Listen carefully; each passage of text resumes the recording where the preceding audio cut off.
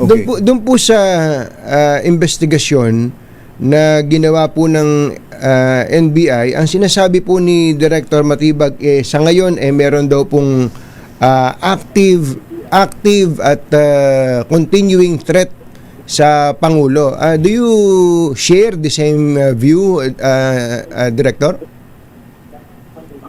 Alam nyo, talaga naman pagka ikaw ay Pangulo, talagang may continuing threat sa iyo. Yun ang ano namin. Kaya nga nakita nyo ang higpit ng pagbabantay sa ating Pangulo. Hindi lang sa Pangulo, sa mga matataas nating opisyal, talagang meron laging bodyguard, may close insecurities.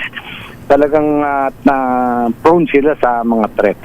But in relation to VP Sara's supposed threat, Director? Ayun po. Nung sinulatan nga namin siya at lagi siya nagsasabi na mayroong threat sa kanya.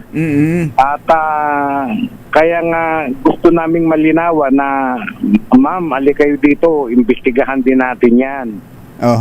Kasi mandato namin ho yun lahat ng matataas na opisyal magmula sa Presidente, Vice President, Speaker of the House, Senate President hanggang sa Chief Justice, pagka may threat po sa kanila, pasok ang NBI. Mandato po namin yun.